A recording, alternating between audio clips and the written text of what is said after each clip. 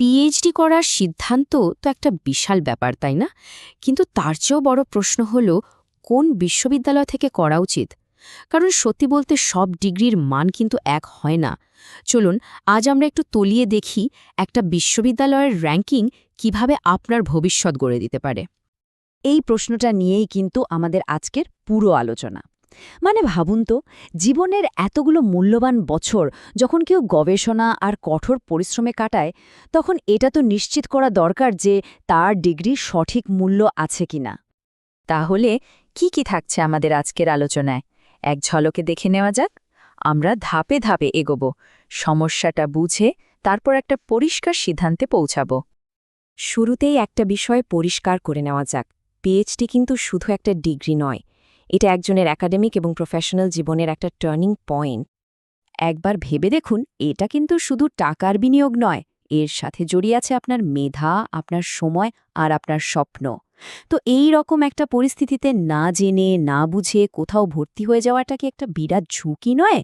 এখানে সঠিক তথ্য জানাটা খুব জরুরি। আচ্ছা, তাহলে প্রশ্নটা হলো, এই হাজার হাজার বিশ্ববিদ্যালয়ের মধ্যে কোনটা ভালো কোনটা নয় সেটা বুঝব কি করে? ভাগ্য ভালো, আমাদের হাতে কিছু গাইডলাইন আছে, যেমন অ্যাক্রেডিটেশন আর র্যাঙ্কিং, যেগুলো আমাদের পথ দেখাতে পারে। দেখুন, ভারতে এর জন্য দুটো খুব গুরুত্বপূর্ণ মাপকাঠি আছে। একটা হলো NIRF, মানে ন্যাশনাল ইনস্টিটিউশনাল র্যাঙ্কিং ফ্রেমওয়ার্ক, আর অন্যটা NAAC, যেটা প্রতিষ্ঠানের সার্বিক গুণমান যাচাই করে। ব্যাপারটা এমন নয় যে এগুলো শুধু একটা ছাপ্পা, এগুলো আসলে কোয়ালিটির একটা সিগন্যাল, একটা ভরসার জায়গা। আমাদের সোর্স থেকে পাওয়া এই চার্টটা একবার দেখুন। হয়তো লেখাগুলো একটু ছোট, কিন্তু এর মূল কথাটা খুব পরিষ্কার। একটা অ্যাক্রেডিটেড আর একটা নন অ্যাক্রেডিটেড প্রতিষ্ঠান থেকে পিএইচডি করার অভিজ্ঞতা আর তার ফলাফলে আকাশ পাতাল তফাত। চলুন ঠিক কি পার্থক্য সেগুলো এবার এক এক করে দেখা যাক।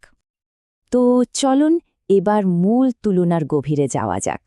প্রথমে দেখব খ্যাতি আর গবেষণার মানের ওপর এর কি প্রভাব পড়ে। একটা উদাহরণ দিই। ধরুন একটা চাকরির ইন্টারভিউতে দুজন প্রার্থী এসেছেন। একজনের ডিগ্রির সাথে একটা নামকরা র্যাঙ্কড ইউনিভার্সিটির নাম আছে, আরেকজনের নেই। এখন বলুন তো, নিয়োগকর্তার চোখে কে এগিয়ে থাকবে? এটাই হলো খ্যাতির আসল পাওয়ার। একটা ভালো র্যাঙ্কিং থাকা মানে এমন অনেক দরজা খুলে যাওয়া যা হয়তো অন্যদের জন্য বন্ধই থাকে। আর এই খ্যাতির প্রভাবটা কিন্তু সরাসরি এসে পড়ে আপনার গবেষণার ওপর। মানে যখন কোনো বড় জার্নালে পেপার পাঠানো হয়, তখন কিন্তু আপনার কাজের পাশাপাশি আপনার প্রতিষ্ঠানের নামটাও দেখা হয়। ভালো র্যাঙ্কিং থাকলে সেই কাজটাকে শুরুতেই একটা আলাদা গুরুত্ব দেওয়া হয়, আর তাতে পাবলিকেশন বা কোলাবোরেশনের রাস্তাটা অনেক সহজ হয়ে যায়। আচ্ছা, এবার আসি কেরিয়ার আর আন্তর্জাতিক সুযোগের কথায়। দেখা যাক এখানে কি তফাৎ হয়। চাকরির বাজারে এই পার্থক্যটা একদম দিনের আলোর মতো পরিষ্কার। আপনি বড় বড় ইউনিভার্সিটি বা সরকারি চাকরির বিজ্ঞাপনগুলো খেয়াল করলে দেখবেন সেখানে প্রায়ই নামকরা প্রতিষ্ঠান থেকে পাশ করা প্রার্থীদের খোঁজা হয়। এর মানে একটা নন র্যাঙ্কড প্রতিষ্ঠান থেকে পাশ করলে অনেক ভালো সুযোগের দরজা আপনার জন্য শুরুতেই বন্ধ হয়ে যেতে পারে।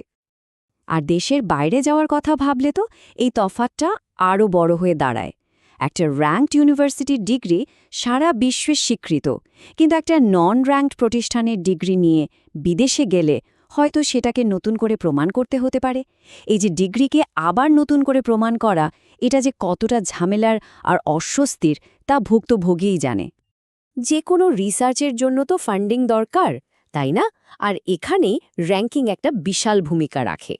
ইউজিসি বা AICTE এর মতো সরকারি ফেলোশিপ বা বড় ইন্ডাস্ট্রির কোলাবোরেশনগুলো সাধারণত র্যাঙ্কড বিশ্ববিদ্যালয়গুলোর দিকেই যায়।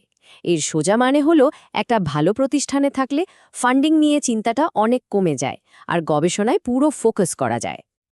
এবার একটু লং টার্মের কথা ভাবা যাক, মানে সাপোর্ট, নেটওয়ার্ক আর আপনার ডিগ্রির আসল ভ্যালু নিয়ে।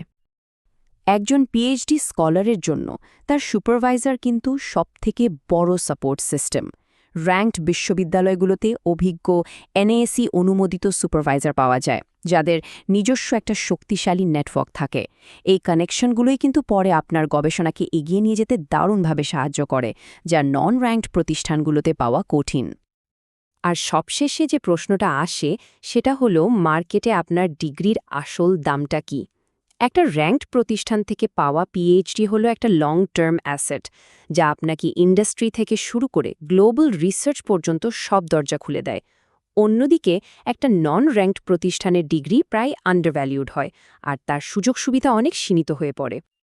এত সব আলোচনার পর এবার একটা ফাইনাল সিদ্ধান্তে আসার সময় হয়েছে। আমাদের সোর্স থেকে পাওয়া এই কথাটা পুরো আলোচনার সারমর্ম।